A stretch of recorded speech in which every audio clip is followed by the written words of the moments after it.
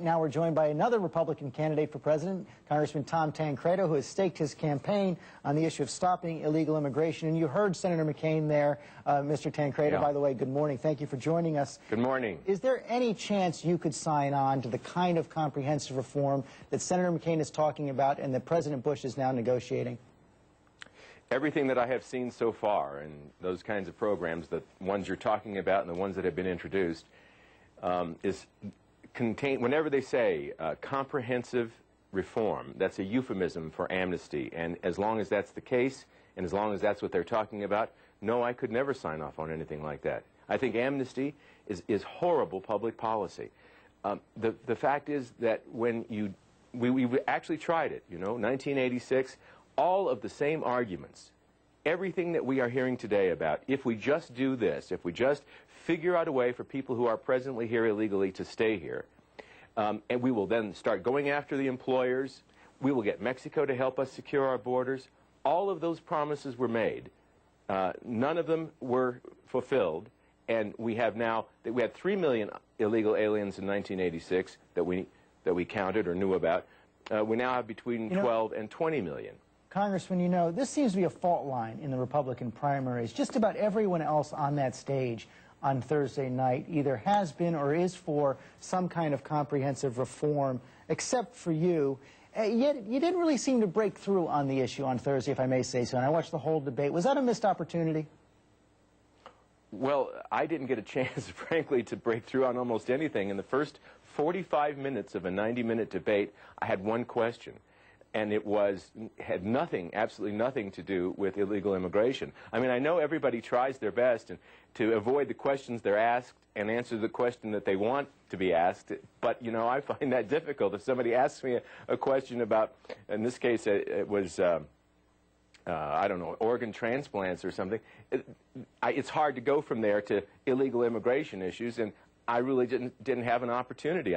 I must say that it was very frustrating for me also, and who knows, maybe things will get better in these as they go on, but when you got 10 candidates, 90 minutes, and you got somebody else asking the questions, I can't just stand up and say, hey, pay attention to me, I want to talk about illegal immigration. That does point up a structural problem. Is the issue central enough to really be the force behind a presidential campaign?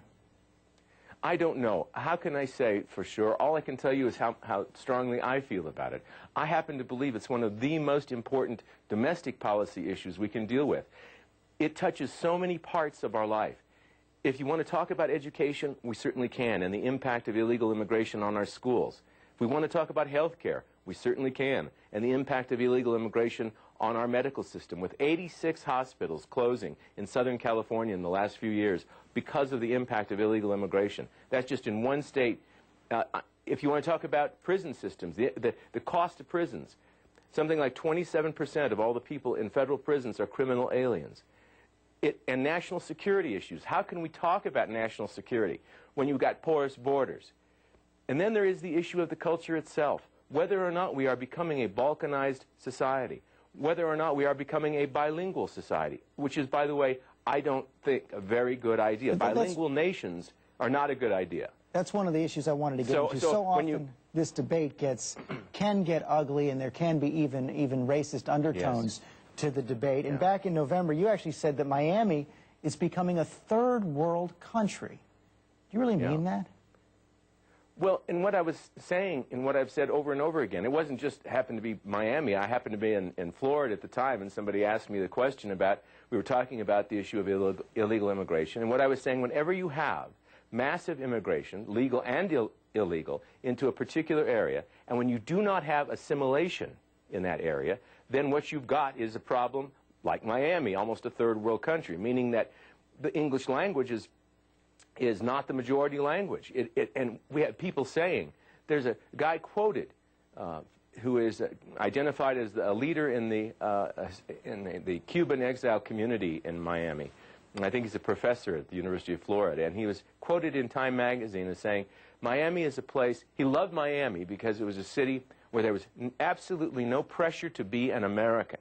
This is what I'm talking about. And it's got nothing to do with race, nothing. I mean, I know it's tough to talk about this issue, and people get antsy about it.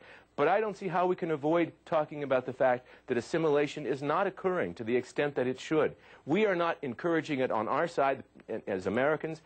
We are not seeing it from the people who are coming here as immigrants, a desire to do so. Not to the extent, I mean, I'm not certainly saying every single person that comes to the United States is trying to avoid becoming an American. That's not true. But I am saying that it is not happening to the extent that I think is healthy for our society. And one indicator of that is the fact that we are becoming bilingual. Let me turn to the issue of abortion. In the debate, you said that the day Roe v. Wade is overturned, you believe it will be overturned, would be the greatest day in the country's history. Here's how Mayor Giuliani characterized it. It'd be okay. Okay to repeal? It would be okay to repeal. It would be okay also if a strict constructionist judge viewed it as precedent, and I think a judge has to make that Would it be okay? You started to laugh when you heard Mayor Giuliani's answer. Do you believe he mishandled that? Oh, I don't know. He actually, you know, you have to say what you believe. That's the thing. And if he is just sort of nominally interested in the issue, and it would be okay, that's what he believes, that's the way he should portray it. That's the whole deal about the presidential debates.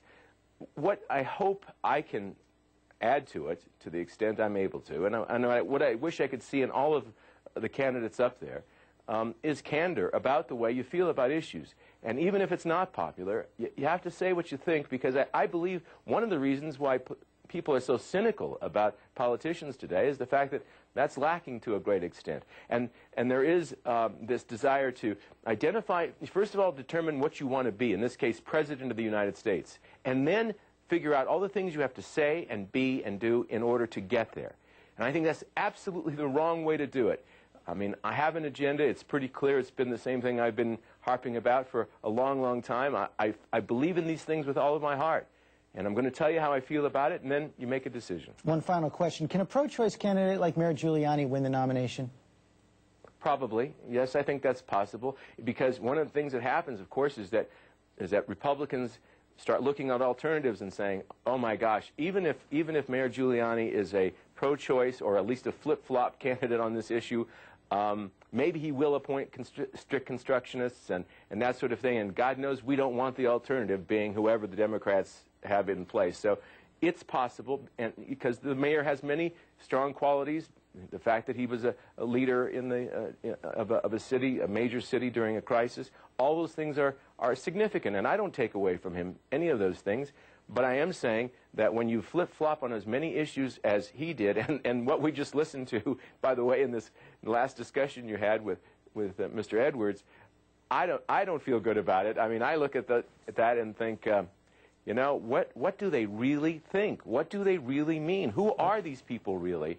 Okay, it's hard sometimes to tell. Congressman Tancredo, thanks very much for joining us this morning.